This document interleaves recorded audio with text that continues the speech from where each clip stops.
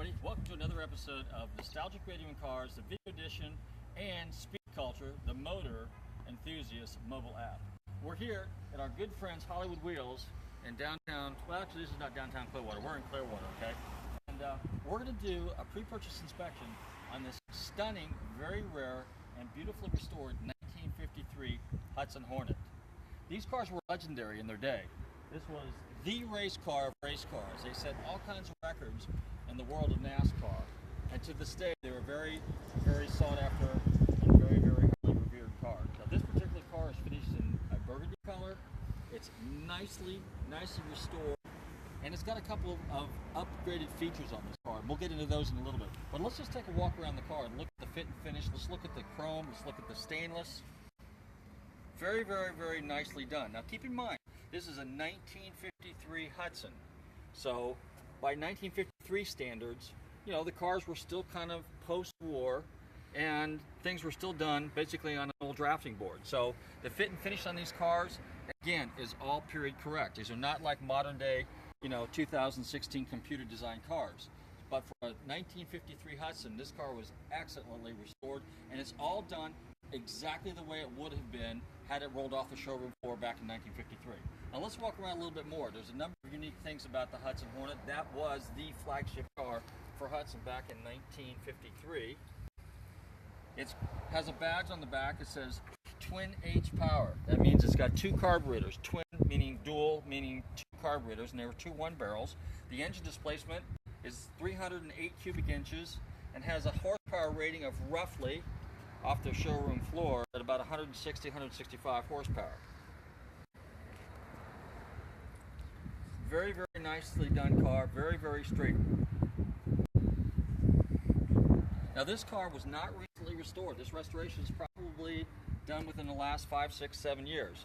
And one of the telltale signs on a good restoration is when a car is 4, 5, 6, 7 years old, that it looks really, really well after a long period of time. And what happens is generally if a car's done not so nice, after about a year and a half, 2 years, things start happening to it, okay?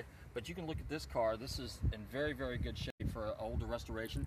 And it was designed with the intention that the prospective owner, buyer, could drive this car. The car has a few modern amenities incorporated into it, and that makes it, gives it nicer creature comforts. The stainless on the car is very, very good. The chrome is very, very good. And back in the 50s, stainless and chrome was kind of a nice combination. It's got aftermarket wire wheels. It's got the very rare, highly sought after double eagle wheels, the Goodyears on it. And so that, you know, it adds to rideability. Okay, these are radials. Now back in those days, keep in mind, they were bias ply tires. Okay, these are drum brake cars. And the drum brakes usually on cars like this back in those days are probably somewhere around 10.5, 11 inches in diameter, probably with a shoe size of maybe 2 inches. So back in the day, this was a performance car, and the car was put together back as a 1953 car, so it's going to ride and handle and work like a 1953 Hudson. There's a lot of chrome on here. You can see the difference. You can see this is stainless, and this is chrome, and you can see the difference in the luster, okay? If you look in the hood, the grill vent here, which is unique to a Hudson Hornet, okay?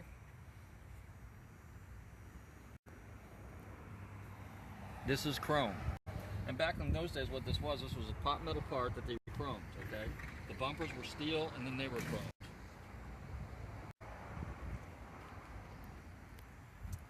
Bobby, can you get a shot underneath the car a little bit so our viewers can take a look underneath and see how well it is nicely prepared underneath there? Now this car was a complete nut and bolt restoration, which means this was a complete disassemble and reassemble or body off restoration. Everything you see in the car was taken apart, detailed, put back together very, very correctly, as it would have been, as it would have rolled off the assembly line back in 1953. Now we're going to walk around to the back of the car, actually to the side of the car here real quick. What I'm going to do is I'm going to open up the door and let you take a look at the interior a little bit. Now normally they would have a seat that would either be like part material, part vinyl, or part leather. In this particular case, the owner that restored the car decided he wanted a complete leather interior. And it's also done in the corresponding red or burgundy. The headliner is also dark leather, maybe vinyl, but yeah. And very, very nicely done. Everything, all the stitching is nice. The fit and finish on the seat, the texture, the fold, which is very, very important, because many times you see cars and they've done the interior and the stitching and the folds, they don't fit right. They look like they're a little loose or a little sloppy. These are nice. If you'll also notice, there's seat belts in this car. Seat belts weren't mandatory, much less found in any cars back in the 50s. So these are retrofitted with modern day seat belts, which is nice. If you have any questions on this car, please feel free and ask us. We would love to answer any of your questions. Okay, we're going to open up the back door here.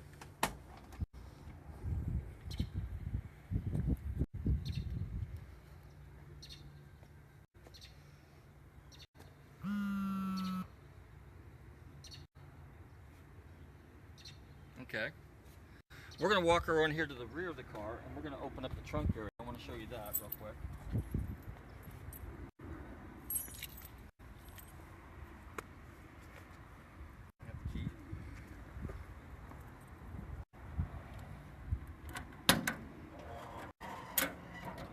Okay, if you look at the trunk, it's carpeted. That's very nice. Now, I'm not 100% sure whether that was done like that back in the day, but if you just pull the carpeting back just a little bit here, I might be able to see. You can see that it's not glued down. It's got an insulator on it.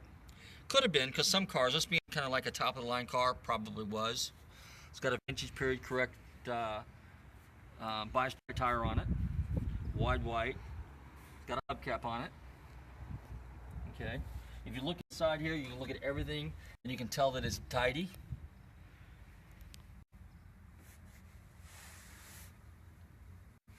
And of course, one area you want to always look in, you want to look inside the wheel wells and the fender wells and stuff like that. And if you look at this car, you can tell that it must have been a pretty good car to start with, because if you look at the pinch wells and things like that, the car's in pretty good shape. Doesn't look like there was ever any signs of any previous, damage. In other words, like for example, the car may have been hit or anything like that. Another area you want to look at is, if you notice on the outside of the car, there's some creases, okay? Those are basically like body lines. And if you look on the inside, these are all nice and clean and fresh. So had this car been involved in an accident, for example, this would be kind of cobbled up a little bit. You wouldn't see it on the outside, but you would definitely see it on the inside. So nobody tried to hide anything here. And I believe, as the story goes, the person that restored this car was a well-known restorer in the Hudson collector car world. So he probably picked a pretty good car to start with. There's a jack assembly in here. You've got the foot for the jack in here, and you've got a lug wrench in the car as well.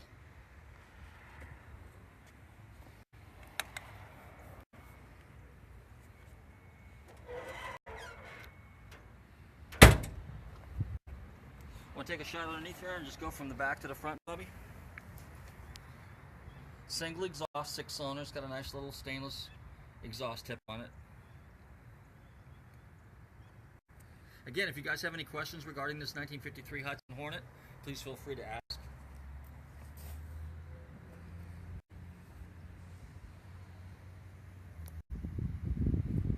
Another area that you always want to look at on many cars, not just this car, is you always want to look if there's like a gas cap area. If you look inside there, it looks pretty clean, pretty straight, fairly original. Pretty much like the original stampings, the way it came off the assembly line. And if you see little things like this, you'll see like a little bit of water spots and maybe a little bit of like a little bit of rust or something like that. That's nothing to be concerned with, because it's just a little bit, that's all a detail issue. Question from a viewer: could you please shut the doors to see how they see if they got a nice feel? Okay, sure, we can do that. Nice fit. Okay, look here in the door sills here real quick. You can see that the sills are fairly original. These are original, so they were probably not restored. You can see the fit and finish. It's got all the screws. Everything's intact like it's supposed to be. You can look at the door panels. They were redone, very, very nice.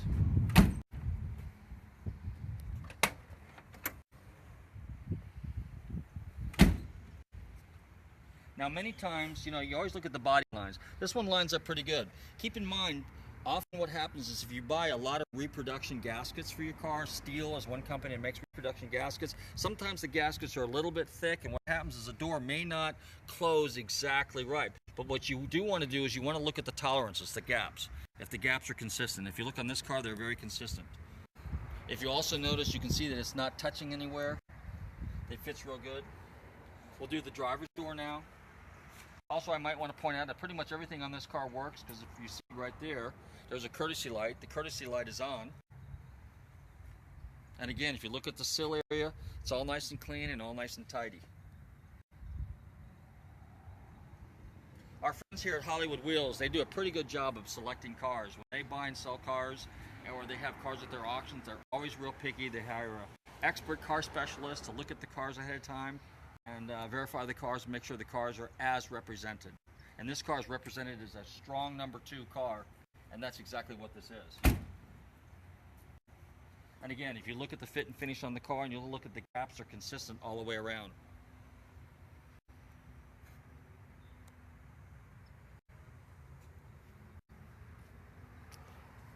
Do we have any more questions? Well, free to ask questions. If you look up here, okay, I'm just going to kind of wipe this a little bit. This is a stainless steel trim. This is probably original to the car. It's not perfect, but it's in pretty decent condition. And the only thing this would probably require, maybe, not a bad idea, is maybe the good thing about stainless is you could polish this. So you could polish stainless to have the same luster as chrome, okay? And so what happens is the owner probably elected not to replace this because this was on the car. And to remove drip rail molding, I can tell you from my own experiences, is a very, very complicated process. And you have to be careful because what you could do is you could damage it. So since this was original to the car, they probably left it. Okay, but pretty much everything else on this car, any chrome that could be removed, any stainless, any trim, was taken off this car, sent out, reconditioned, or re-chromed. And that in itself is a very, very, very costly process. The asking price on this car is $65,000. It was $75,000. They reduced the price a little bit. This car would be perfect in anybody's collection. I think it's time to take a look under the hood. Okay. Now again, not all cars, but many cars, particularly your high-end cars back in the 50s, had an inside hood latch. And as soon as I find it, oops, excuse me, I will release the hood, which I just did. Okay. Any questions from any viewers?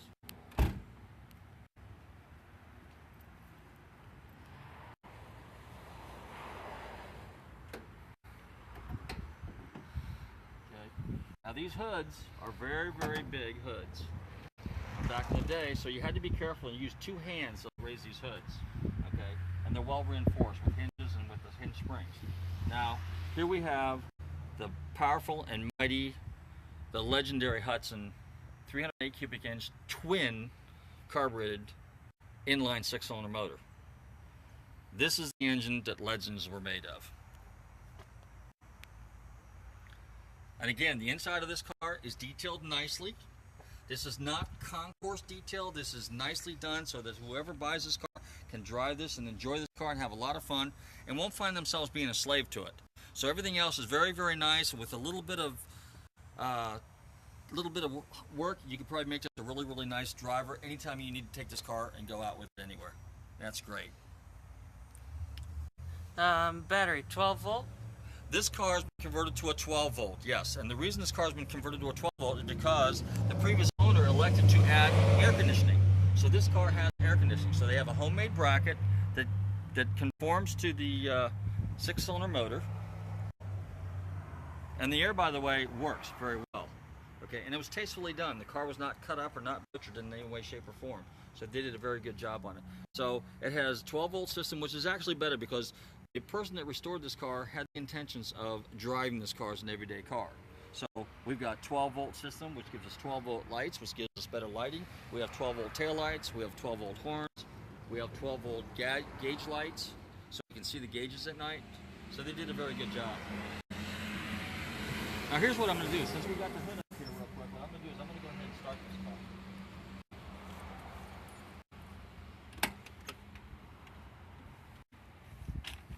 And you can see just how smooth this Hudson runs. Now this is an automatic. Many of these were standard shift. So this has got the optional automatic. And it's running.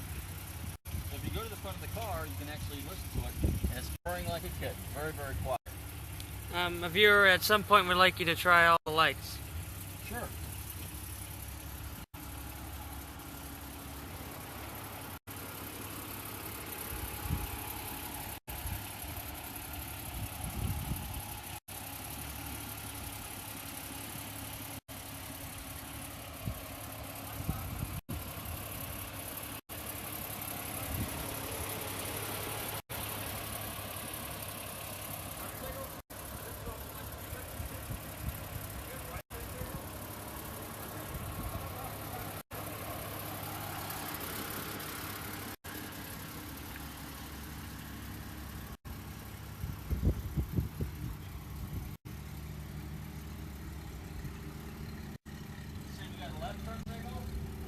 Yep. Yep.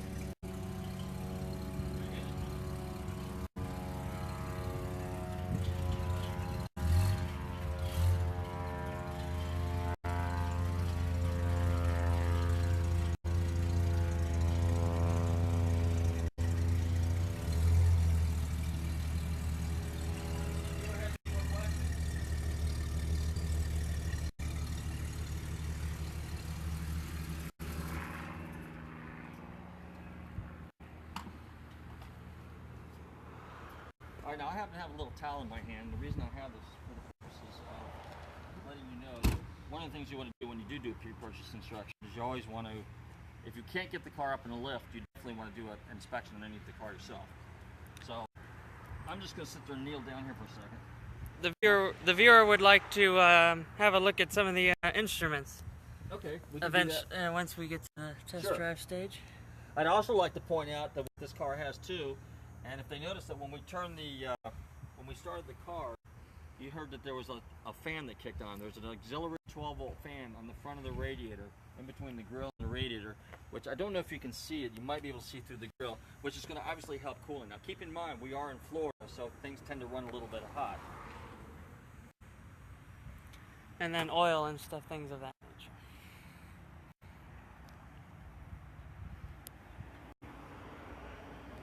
Okay. I'm going to go ahead and close this real quick. Does the viewer have any questions? Anybody else have any other questions about looking underneath the hood? Checking the oil, maybe, if at all possible? We need to get a grease rag for that, but okay. What we can do is we can do that in between, and then what we'll do is when we just for the test ride, we'll check it out. And we'll let you know. Come over here if you want. Go ahead and look inside the car and take a look at the gauges.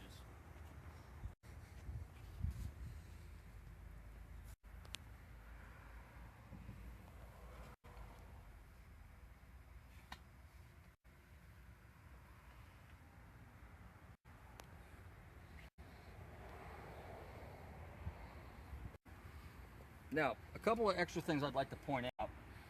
They're kind of significant, but they're not really, just little trim items. If you look right here, you'll see just a little imperfection in the paint. Okay, not a big deal. Okay, nice thing about this was probably done with a base coat clear coat, so that's an easily repairable job. But you want to look at those kind of things, okay? If you look over here where the fender was put on, you want to look at the fit and finish right here. You can see that it's pretty nice. Pretty consistent. So the paintwork on this car is consistent all around, even the bodywork. It's not uncommon to find a little imperfection here and a little imperfection there, and sometimes they don't always show up until, you know, later.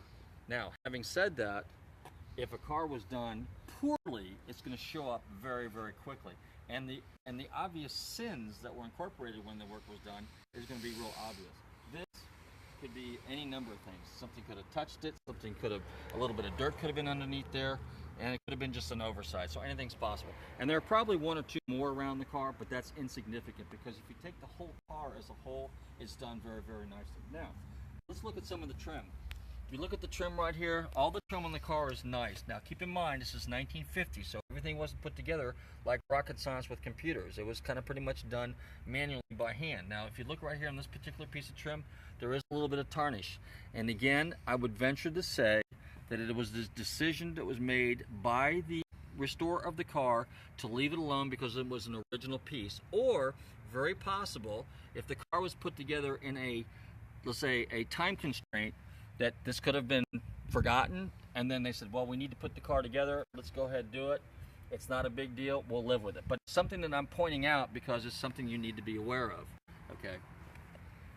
And again, there's over here, if you look at the front, okay, you'll find a little nick right here, for example. And again, these are just little things. These are no big deals. But if you're looking to buy a car and you see this, understand that this is not something that was done intentionally. What could have happened here is maybe at one point in time when they were buffing the car, detailing the car, they could have accidentally brushed up against it with something.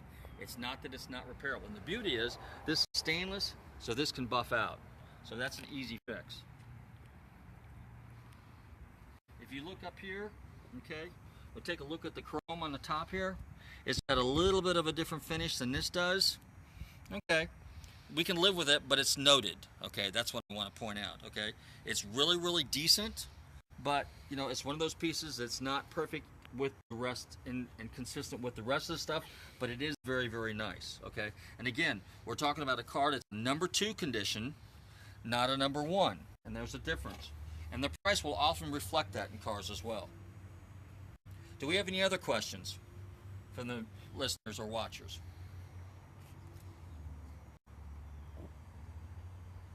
Nope? Okay, well, here's what we're going to do. I think it's time for us to take a little test drive in this car. What I am going to do is I'm going to go check the oil, okay, and I'm going to report back to our watcher, and our viewer rather, and then we'll give you kind of an update on that. And if there's anything else you want us to check, please let us know. So what we're going to do is I'm going to go ahead and close everything up. Actually, I'm going to go get a rag, and I'm going to come back, check the oil, and then we're going to take this car for a test drive. We'll be right back. Okay, we're back. Now, we're inside the Hudson. And if you look around, I've got the engine running, I get it idling, I've got it in neutral. Now keep in mind, a lot of those cars back in the old days, they don't have park. So what they did is you put the car in neutral, and of course right now I have it drive, and then you have an emergency brake right here. Okay, you pull it out, and then you release it. That's what they had back in the days, okay?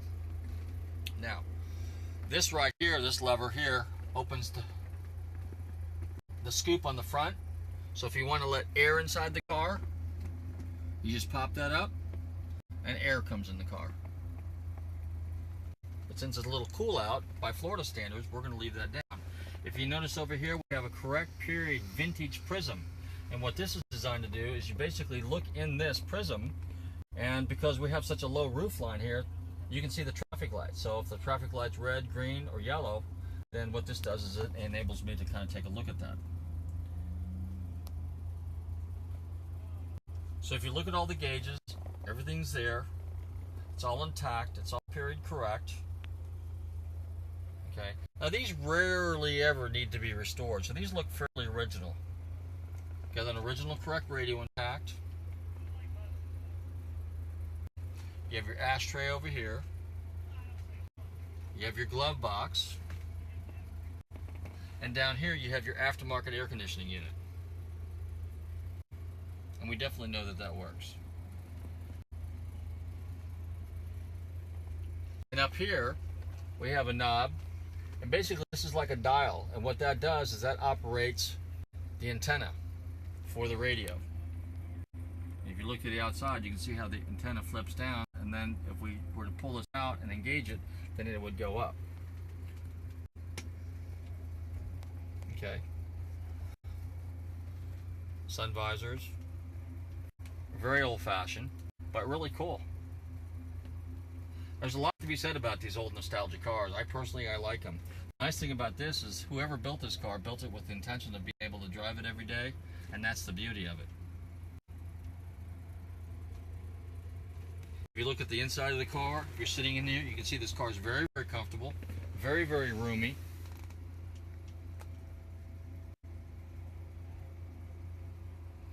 Has a really nice smell to it. Smells like fresh leather. Any questions? Any questions from our viewers? This is a beautiful car. It's got the little pulls on each side there. Because back in the old days, a lot of people liked to sit inside and kind of hold on to those to get in and out. Automatic? This car is an automatic transmission. Yeah, most of them were 3-speed on the column back in the day. But this one has the optional automatic. It's a Hydromatic, and I believe it was designed by General Motors because they pretty much were advanced with automatics back in the day. This is kind of a nice touch, the knob on the shift lever. Please open the middle of the hack sticks. The middle of the... Back seats. The middle of the back seats. That's a good question. Alright, let me shut the car off, and I will go ahead and open that real quick.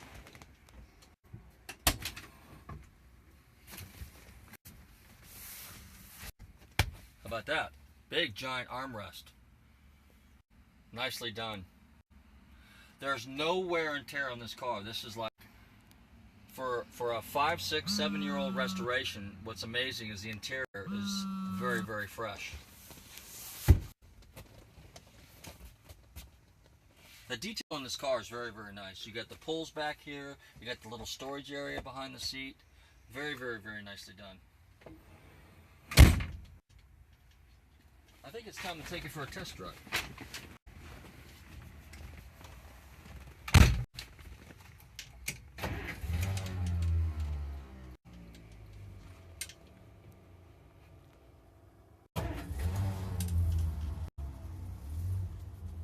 Now these starters on these old cars, they're what they call Bendix, or a Bendix style. They have a really, really long Bendix drive that pops out. Sometimes they catch, sometimes they don't. That's nothing to be alarmed about. That's just kind of a common thing back in the day. But as you can see, it's running and driving just fine. Any questions? Viewer asking about price. Price. The asking price on this car right now is $65,000. That's what this car is advertised for. And if you stop and think about it, to find a nice Hudson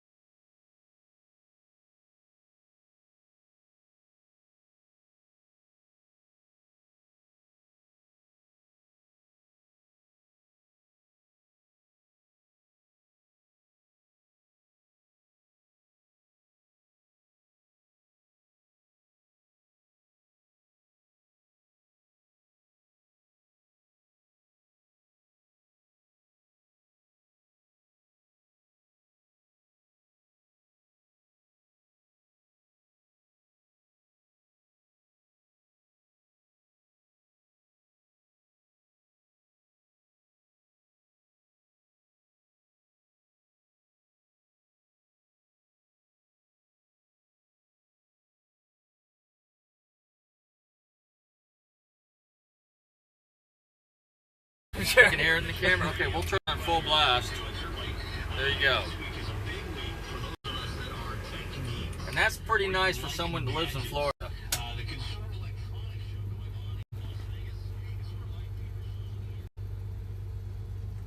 Oh, I see. I had to put my glasses on, but if you look right here, there's an on-off switch. So basically, so we have on, and if we push that in, that's off, and that's, oh, you touch one of the other keys, and then it goes on automatically. Okay, very good. Top 100 realtors nationwide. Okay, that answers that. So anyway, are there any other questions? Now, we had a viewer that asked a little while ago about the to check the oil. We checked the oil's fine, but here's what I'm going to do. I'm going to walk back outside, and we're going to do that one more time. Question, please, what's the starter again, it says? The starter is what they call a Bendix starter, okay? I mean, it's the factory starter for this car. But back in the old days, in the 50s, whether it was a Ford, whether it was a Chevrolet, whether it was a Hudson, or whether it was a Chrysler, they had a big, long, giant shaft. So what happens is those shafts get a little bit of dirt on them every once in a while. So when they get dirt on them and they rotate, they slide out with a little gear on it, they sometimes go out, they bounce off, they don't quite totally engage, and they pop back. It's no big deal, you know, just once or twice it comes back on. And here what I'll do is I'll show it to you one more time. See, it works fine. Okay, now shut it off. Little tap on the gas pedal, and it starts right up. So every time it's working. It's no big deal. It's just one of those things that's kind of inherent. Keep in mind, 50s cars are kind of quirky, you know. I mean, we're coming off of the war time. A lot of cars still have pre-war technology, so there's numbers of advancements that are being made. Commencing in the mid-50s, cars started to get more modernized. So keep in mind, this is a 1953 Hudson. Even though it was a fairly advanced car for what it was back in the day, by 53 standards, it was still an old car, and it still had pre-war technology. Okay, so this car is a very, very nice car, very nicely done overall, and I'm pretty impressed with it. So I think what we'll do right now is we'll go out here and we'll just check the oil one time. We'll show the customer or the listener that the oil's fine. And I'm going to take my little grease rag with me.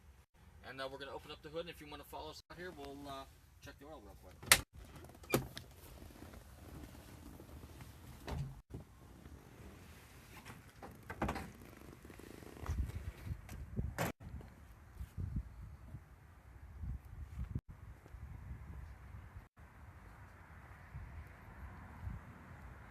Now, fortunately today I have pretty clean clothes on, so I'm just going to reach over here because the dipstick is way down here next to the starter. Now, if you look, you'll see that this has got this big giant starter. And if you see the distance between the starter and where it mounts into where the back of the bell housing is, there's about a 2.5-inch gap right there. That's where the Bendix drive is. So that's where the drive flies in and out of, and that's why they do what they do. The starters today the drive is actually right next to the housing, right next to the armature, so they don't do what these older vintage styles did. Now I'm going to pull the dipstick out carefully, and you can see that the level's where it needs to be. Okay, we'll repeat the process. This is no big deal.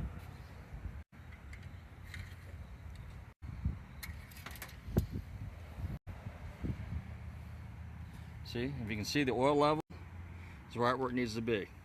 So and the oil's clean. It's nice and clear.